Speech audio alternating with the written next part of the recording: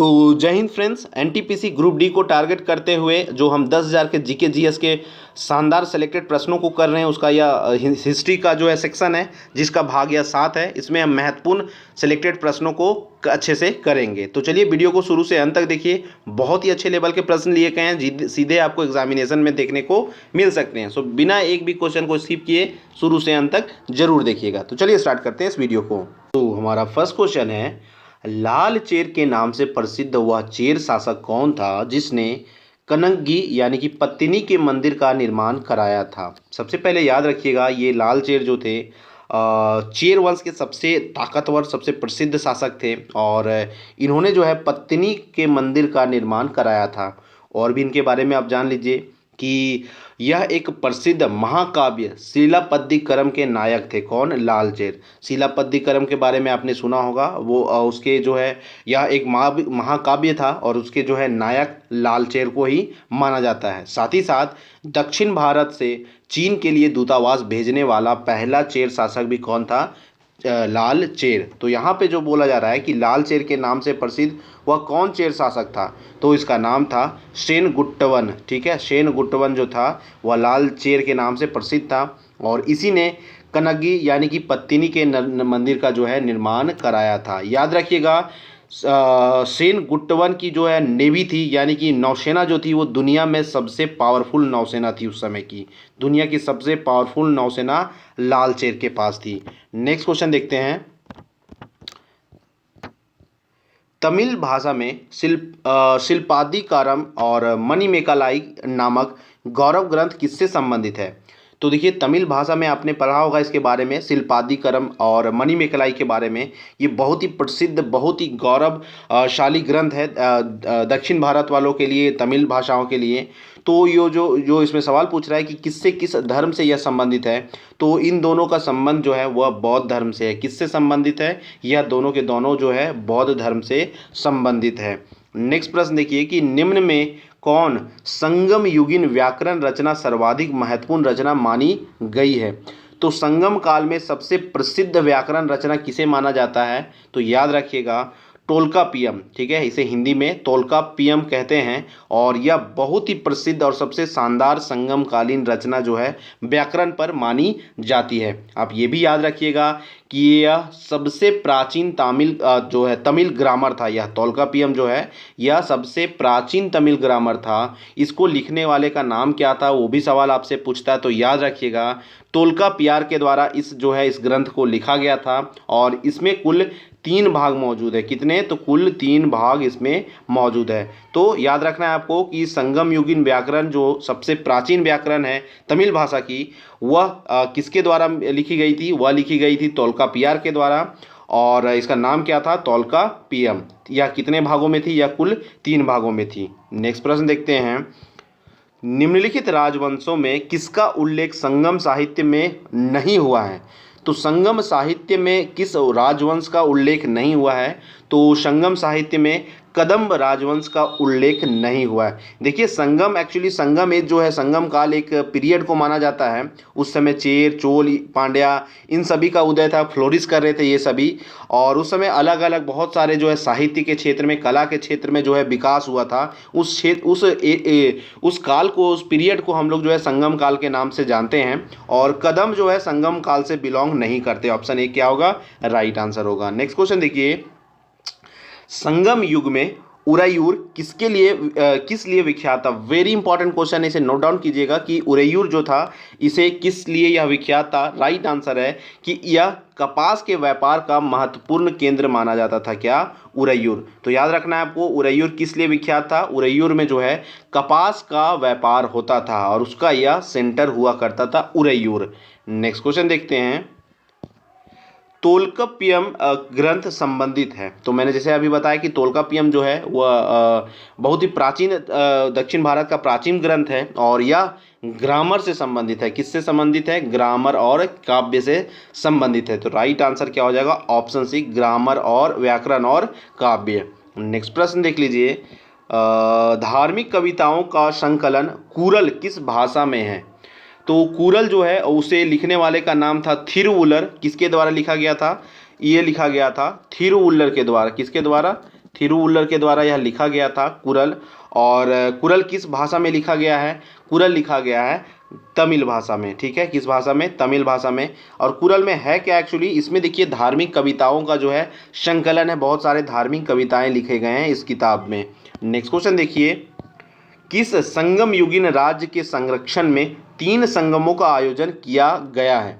तो किस संगम युगीन राज्य के संरक्षण में 3 संगमों का आयोजन किया गया था? यानी कि जैसा कि मैंने अभी बताया, संगम एक एज था जिस समय कला के क्षेत्र में, साहित्य के क्षेत्र में और भी क्षेत्र में बहुत सारा जो है विकास हो रहा था। उस एक खास पीरियड को हम संगम काल कहते हैं। तो ये किसके जो है राज्य के संरक्षण में ये डेवलप हुआ था? तो याद रखिएगा ऑप्शन सी, पांड्या। किसके? तो पांड्या जो है राज्य के संरक्षण में तीनों संगम जो है उसका आयोजन किया गया था। अलग अलग जगह के जो है पोएट्स, जो कवि जो हैं और भी जो रचनाकार थे, वो सभी का मिलन होता है और ये सभी जो है बहुत सारे साहित्य के क्षेत्र में चीज़ों को डेवलप करते हैं। नेक्स्ट प्रश्न देखिए कि किसने उल्लेख किया कि नंदों ने अपना कोष यानी कि अपना जो धन है उसे गंगा की धारा में छिपा रखा है? तो नंद वंश आपको पता है कि बहुत ही प्रसिद्ध, बहुत ही ताकतवर वंश था और इसने जो है अपने धन को जो है गंगा की धारा में जो है छिपा के रखा था। यह स्टेटमेंट किसके द्वारा दिया गया था? तो आप याद रखिएगा मामूल नार के द्वारा दिया गया था। किसके द्वारा? मामूल नार के द्वारा दिया गया था। तो मामूल नार थे कौन? तो यह संगम युग के एक बहुत ही प्रसिद्ध कवि थे। क्या थे? संगम युग के बहुत ही प्रसिद्ध कवि। नेक्स्ट क्वेश्चन देखिए कि किस ऋषि के बारे में कहा जाता है कि उन्होंने दक्षिण भारत का आर्यकरण किया, उन्हें आर्य बनाया? तो दक्षिण भारत का आर्यकरण, दक्षिण भारत द्रविड़ होते हैं, इनको आर्यकरण करके इनको आर्य बनाने वाले वह ऋषि कौन थे? तो राइट आंसर है अगस्त्यस। ठीक है, कौन? अगस्त्यस ने इनका जो है आर्यकरण किया और इनको जो है आर्य बनाया। नेक्स्ट क्वेश्चन देखिए, थिरुवुल्लर की रचना कुरल या मुप्पाल को कहा जाता है? तो थिरुवुल्लर की जो रचना थी कुराल या मुप्पाल, उसे क्या कहा जाता है और किस लिए जाना जाता है? तो इसे जो है तमिल भूमि का बाइबल कहा जाता है। तिरुवुल्लर के द्वारा जो लिखी गई थी रचना कुरल या मुप्पाल, उसे तमिल भूमि का बाइबल कहा जाता है। ये सभी एकदम सिलेक्टेड क्वेश्चन है, एकदम आपको एग्जाम में देखने वाले प्रश्न हैं। सो इन प्रश्नों को बिल्कुल रट जाएंगे आप, कभी भी 5 बार 6 बार जितना आपको मेहनत करना पड़े, लेकिन ये प्रश्न आपके दिमाग में जरूर होने चाहिए। आप फ्यूचर में किसी भी आपके एनटीपीसी, रेलवे, एसएससी या कोई भी स्टेट का एग्जाम हो, इन सभी प्रश्नों को जो हम आपको हिस्ट्री के करवा रहे हैं वो बेहतरीन से बेहतरीन क्वेश्चन का सिलेक्शन है। सो प्लीज़ आप एक एक क्वेश्चन को जरूर कर जाएं अच्छे रिजल्ट के लिए। चलिए नेक्स्ट क्वेश्चन देखते हैं कि तामिल काव्य का इलियड कहा जाता है। तो तामिल काव्य का इलियड किसे कहा जाता है? तामिल काव्य का इलियड कहा जाता है शीलपद्दिकरम को। किसे कहा जाता है? शीलपद्दिकरम को तामिल काव्य का इलियड कहा जाता है। नेक्स्ट क्वेश्चन देख लीजिए कि संगम कालीन साहित्य में कोन, को एवं मन्नन किसके लिए प्रयुक्त होते थे? ये 3 शब्द जो देख रहे हैं, कोन, एक तो है को और एक है मन्नन, इन तीनों शब्द को हम किस लिए प्रयुक्त करते थे संगमकालीन समय में? तो राइट आंसर है राजा। राजा को डिनोट करने के लिए कोन, को और मन्नन शब्द का यूज़ हम करते थे। नेक्स्ट क्वेश्चन देख लीजिए कि गुप्त वंश का संस्थापक कौन था? तो देखिए गुप्त वंश का जो है संस्थापक कौन थे? वो थे श्रीगुप्त थे। गुप्त वंश के बारे में आप जानते हैं, यह एक प्राचीन भारतीय राजवंश था और इसको जो है फ्लोरिश यानी कि इसका उदय किस समय तक हुआ था? इसका उदय जो है लगभग 3rd सेंचुरी सीई यानी कि ईसा बाद हुआ था। और कब तक यह रहा था? यह रहा था 543 ईसा बाद तक, सीई तक। ठीक है, तो 3री सेंचुरी से 543वीं सेंचुरी तक यह जो था इसका फ्लोरिश हुआ था और गुप्त वंश के संस्थापक श्रीगुप्त थे। गुप्त वंश को ही गुप्त एज को ही जो हम लोग गोल्डन एज के नाम से जानते हैं। क्यों? क्योंकि वहाँ पे बहुत सारा सोना था? नहीं, गुप्त वंश को गोल्डन एज के नाम से इसलिए जानते हैं क्योंकि साहित्य के क्षेत्र में, कला के क्षेत्र में और साथ ही साथ विज्ञान के क्षेत्र में बिल्कुल कह सकते हैं कि अविश्वसनीय जो है यहाँ पे जो है डेवलपमेंट देखने को उस समय मिला था। तो इसलिए हम जो है गुप्त वंश को क्या कहते हैं? गुप्त एज को क्या कहते हैं? गोल्डन एज भी कहते हैं। नेक्स्ट क्वेश्चन देखिए कि गुप्त वंश के किस शासक ने सर्वप्रथम महाधिराज की उपाधि धारण की थी? बहुत ही प्रसिद्ध क्वेश्चन है, महाधिराज के ऊपर बहुत सारे, ये डायरेक्ट एनसीईआरटी में इसके बारे में जिक्र किया गया है। तो देखिए महाधिराज की जो है उपाधि धारण की गई थी चंद्रगुप्त वन के द्वारा। किसके द्वारा? चंद्रगुप्त वन के द्वारा। ऑप्शन बी क्या हो जाएगा? राइट आंसर हो जाएगा। नेक्स्ट क्वेश्चन देखिए कि गुप्त शासन के दौरान निम्नलिखित में ऐसा व्यक्ति कौन था जो एक महान खगोल विज्ञानी और गणितज्ञ था। तो महान खगोल विज्ञानी और गणितज्ञ जो गुप्त शासन के काल में था वह कौन थे? यह थे ऑप्शन सी आर्यभट्ट। कौन थे? आर्यभट्ट। आर्यभट्ट के बारे में आपने जाना होगा। नेक्स्ट क्वेश्चन देखिए, गुप्त शासकों की सरकारी / दरबारी भाषा क्या थी? तो गुप्त शासक के समय जो है ऑफिशियल लैंग्वेज जिसे हम कहते हैं वह संस्कृत थी। क्या थी? संस्कृत थी। याद रखिएगा, ऑप्शन डी क्या है? राइट आंसर है।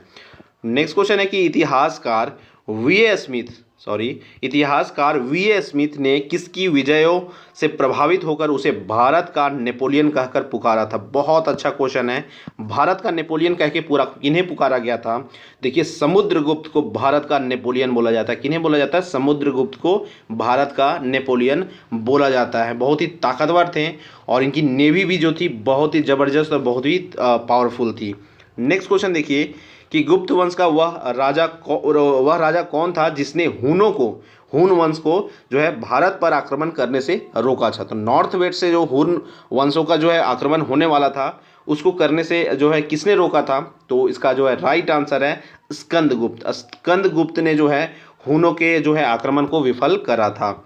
नेक्स्ट क्वेश्चन है कि गुप्त राजवंश किस लिए प्रसिद्ध था? तो देखिए, गुप्त राजवंश जो है वह कला और स्थापत्य के लिए प्रसिद्ध था। साथ ही साथ विज्ञान के क्षेत्र में भी यह जो है बहुत ही रिच था। बहुत ही जो है इस क्षेत्र में भी बहुत सारी डेवलपमेंट हुई थी। तो यह 3 चीज़ के लिए जो है गुप्त वंश जो है बहुत ही प्रसिद्ध था। नेक्स्ट क्वेश्चन है, अजंता कलाकृतियों किससे संबंधित है? तो अजंता जो है महाराष्ट्र में, वहाँ पे जो कलाकृतियाँ हैं वह किससे संबंधित है? याद रखिएगा, गुप्त काल से संबंधित है। उसी समय जो है यहाँ पे बहुत सारे कलाकृतियाँ की गई थी अजंता केव में। नेक्स्ट क्वेश्चन देखिए कि कुछ विद्वानों के अनुसार कवि कालिदास किसके राज कवि थे? Very important question. कालिदास आप जानते हैं कितने प्रसिद्ध कवि हैं, और कालिदास जो थे किसके राज कवि थे? कालिदास जो है वह चंद्रगुप्त यानी कि विक्रमादित्य के जो है वह राज कवि थे। बहुत ही अच्छा क्वेश्चन है, जरूर पूछता है ये सवाल कि कालिदास किसके राज कवि थे। तो याद रखिएगा, चंद्रगुप्त या फिर विक्रमादित्य, ये दोनों एक ही का नाम है। चंद्रगुप्त या फिर आप विक्रमादित्य दोनों जो बोल सकते हैं। तो इनके राज कवि थे कौन? कालिदास। इनफैक्ट प्रश्न एक प्रश्न इतने इंपॉर्टेंट है कि सीधे आपको एग्जाम में देखने को मिलेंगे। अजंता चित्रकारी का विषय वस्तु निम्नलिखित में से किससे संबंधित है? तो अजंता में जो है चित्रकारी की गई है तो उसमें किस चीज़ से संबंधित चित्रकारी की गई है? कौन से धर्म से संबंधित चित्रकारी की गई थी? याद रखिएगा, बौद्ध धर्म से संबंधित चित्रकारी आपको अजंता केव में देखने को मिलती है। नेक्स्ट है कि उत्तर गुप्त युग में जो विश्वविद्यालय प्रसिद्ध हुआ वह था। तो उत्तर लेटर यानी कि जो है गुप्त पीरियड में कौन सा विश्वविद्यालय जो है प्रसिद्ध हुआ था? याद रखिएगा, नालंदा विश्वविद्यालय जो है लेटर गुप्त एज में जो है प्रसिद्ध यानी कि पॉपुलर हुआ था। नेक्स्ट क्वेश्चन देखिए कि एरन अभिलेख का संबंध किस शासक से है? तो एरन जो अभिलेख है इसका संबंध किस शासक से है? इसका संबंध जो है वह भानुगुप्त से है। किससे संबंधित है? भानुगुप्त से एरन अभिलेख का संबंध है। नेक्स्ट प्रश्न है कि फाहियान किसके शासनकाल में भारत आया था? तो ये चीनी यात्री था। बहुत ही प्रसिद्ध क्वेश्चन ये भी है। यह चीनी यात्री किसके शासनकाल में भारत आया था? यह चीनी यात्री चंद्रगुप्त टू के शासनकाल में भारत आया था। नेक्स्ट क्वेश्चन है कि भारत संस्कृति का स्वर्ण युग कौन था? मैंने शुरू में बताया फ्रेंड्स, स्वर्ण युग जो है वह गुप्त काल को माना जाता था। क्यों? क्योंकि यहाँ कला, साहित्य, विज्ञान के क्षेत्र में जो है बहुत सारी डेवलपमेंट, बहुत सारा विकास देखने को मिला था। तो ऑप्शन डी क्या हो जाएगा? राइट आंसर हो जाएगा। नेक्स्ट है कि फाहियान जो था कहाँ का निवासी था? जैसे कि मैंने बताया वो चीनी यात्री आया था। बुद्धिस्ट धर्म से संबंधित जो है रिसर्च और बहुत सारी चीज़ों को कलेक्ट करने के लिए यह भारत आया था। नेक्स्ट क्वेश्चन देखिए कि सेतु बंध का रचनाकार प्रवरसेन टू किस वंश का शासक था? तो प्रवरसेन टू जो है वो जिसने सेतु बंध नामक जो ग्रंथ है उसकी रचना की थी इन्होंने, यह किस वंश का शासक था? इसका राइट आंसर है वाकाटक वंश का शासक था। कौन? वह प्रवरसेन टू। और इसने ही सेतु बंध बहुत ही प्रसिद्ध रचना है, इसका जो है इन्होंने जो है रचना करा था। तो ऑप्शन सी क्या होगा? राइट हो जाएगा। फ्रेंड्स, इस वीडियो का जो है सबसे लास्ट क्वेश्चन है कि किस गुप्तकालीन शासक को कविराज कहा गया है? बहुत ही अच्छा क्वेश्चन ये भी है, बहुत ही अच्छा क्वेश्चन। कविराज के नाम से किसे जाना जाता है? समुद्रगुप्त को जाना जाता है। किसे जाना जाता है? समुद्रगुप्त को कविराज से जो है नाम से जाना जाता है। तो फ्रेंड्स ये थे मोस्ट इंपॉर्टेंट, बिल्कुल सेलेक्टेड, वेरी वेरी इंपॉर्टेंट और वेरी वेरी सिलेक्टेड क्वेश्चंस। बहुत टाइम लगता है इन क्वेश्चंस को फ्रेम करने में, निकालने में, है ना। तो आपसे रिक्वेस्ट है कि ज़्यादा से ज़्यादा इस वीडियो में लोगों को जोड़ें, ताकि हम जो है ज़्यादा से ज़्यादा इसे कंटिन्यू कर सकें और आपके साथ जो है ज़्यादा से ज़्यादा जो है चीज़ों को शेयर कर सकें। और कमेंट करके आप ज़रूर बताएं कि ये वीडियो आपको कैसा लगा। मिलते हैं अगले वीडियो में। जय हिंद।